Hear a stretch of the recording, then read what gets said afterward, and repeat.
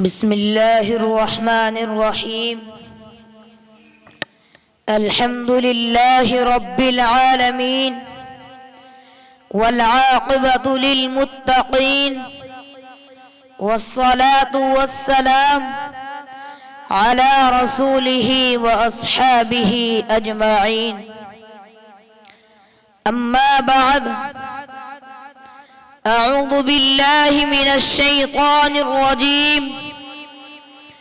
بسم الله الرحمن الرحيم. لقد كان لكم في رسول الله أسوة حسنة. صدق اللہ العظیم.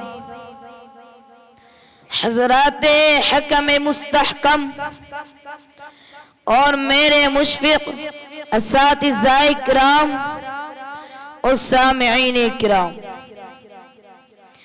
اللہ رب العزت نے اس عالم میں بہت ساری چیزیں پیدا کی اور ان میں اشرف المخلوقات حضرت انسان کو بنایا، اور انسانوں میں سب سے اشرف حضرات انبیاء کرام کو بنایا، اور انبیاء کرام میں سب سے افضل محمد مصطفیٰ صلی اللہ علیہ وسلم کو بنایا.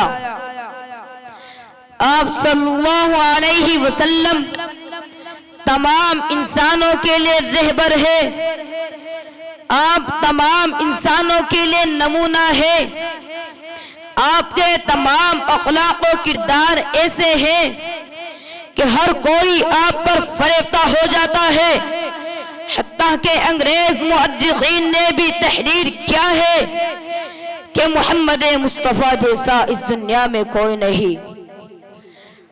دوستو، اور محمد کے پاس جو چیز ہے وہ کسی کے پاس نہیں. دوستو، حضور کی سیرت کا مطالعہ کرو اور اس کو دنیا میں نشر کرو، اس پر خود چلو اور دوسروں کو اس کی جانب راہ یاب کرو. محترم حضرات، حضرت عائشہ صدیقہ رضی اللہ عنہا فرماتی ہے کہ قرآن آپ صلی اللہ علیہ وسلم کی سیرت و اخلاق کا مجموعہ ہے. اللہ نے قرآن اتارا، آپ کے اخلاق اس کی تفسیر ہے. میں آپ کے سامنے رسالت مآب صلی اللہ علیہ وسلم کی سیرت و اخلاق کے سلسلے میں ایک واقعہ بیان کرتا ہوں جس کو مؤرخین نے اپنی کتابوں میں قلم بند کیا ہے. ایک مرتبہ آپ کسی غزوے سے واپس لوٹ رہے تھے. آپ صلی اللہ علیہ وسلم اور آپ کے ساتھی الگ الگ کسی جگہ آرام کے لیے اترے، کپڑے دھو کر سکھائے اور آرام کرنے لگے. اتنے میں ایک دشمن آیا اور جو آپ کی تلوار درخت پر لٹکی ہوئی تھی لے کر کھڑا ہو گیا اور کہنے لگا کہ آج محمد کو قتل کرنے کا اچھا موقع ہے. حضور صلی اللہ علیہ وسلم بیدار ہوئے اور کھڑے ہو گئے. اس دشمن نے کہا کہ بتا اب تجھ کو مجھ سے کون بچائے گا. میرے نبی نے ایسا جواب دیا جو قابل رشک ہے، زبان سے یہی نکلا. اللہ، میرے نبی کا جواب سن کر وہ تھر تھر کانپنے لگا. میرے نبی نے تلوار لی اور کہا کہ بتا اب تجھ کو کون بچائے گا.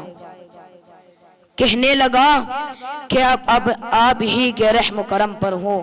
حضور صلی اللہ علیہ وسلم نے معاف فرما دیا.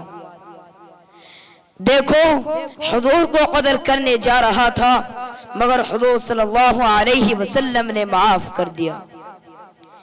ایسے کئی واقعات ہیں جو کتب حدیث میں بھرے پڑے ہیں. آپ کو کتنا ستایا، کتنی اذیتیں دی، پھر بھی فتح مکہ کے وقت آپ صلی اللہ علیہ وسلم نے سب کو معاف فرما دیا. محترم دوستو، حضور صلی اللہ علیہ وسلم کی سنت اور اخلاق کا مطالعہ کرے تو تو آپ کو اندازہ لگے گا کہ حضور صلی اللہ علیہ وسلم نے امت کے لیے کیسے اخلاق پیش کیے۔ چنانچہ مؤرخین نے بھی سیرت کی کتابوں میں یہ واقعہ درج کیا ہے کہ جب آپ کی عمر 35 سال تھی تب قریش مکہ نے خانہ کعبہ کو ازرینو تعمیر کیا، کیونکہ اس کی دیواریں سیلاب کی وجہ سے پھٹ گئی تھی۔ عمارت کی تعمیر میں سب شریک رہے، مگر جب حجر اسود کو نصب کرنے کی باری آئی تو آپس میں اختلاف پیدا ہو گیا، اور یہ اختلاف اتنا سخت ہوتا گیا کہ 4 دن اسی کشمکش میں گزر گئے، اور ہر شخص کی خواہش یہ تھی کہ کام میرے ہاتھ سے انجام پائے۔ بالآخر ابو امیہ بن جعفر جو سب سے بڑی عمر والا اور جہادیدہ تھا، اس نے مشورہ دیا کہ کسی کو حکم بنا کر یہ کام پایہ تکمیل تک پہنچایا جائے۔ اس کی رائے پر سب نے اتفاق کیا اور یہ بات قرار پذیر ہوئی کہ جو شخص سب سے پہلے حرم میں داخل ہوگا وہی اس کا حکم ہوگا۔ اگلے روز سب سے پہلے آنے والے شخص حضور صلی اللہ علیہ وسلم ہی تھے۔ جب آپ کو خانہ کعبہ کے دروازے پر پایا تو ھذا الامین رضیناہ کے نعرے لگنے شروع ہو گئے۔ یہ امین ہے کہ ہم ان کے فیصلے پر راضی ہیں۔ میں اپنی تقریر کو اس شعر کے ساتھ یہیں پر ختم کرتا چاہتا ہوں کہ محمد سے وفا تو نے تو ہم تیرے ہیں، کہ محمد سے وفا تو نے تو ہم تیرے ہیں، یہ جہاں چیز ہے کیا لوح و قلم تیرے ہیں، وما علینا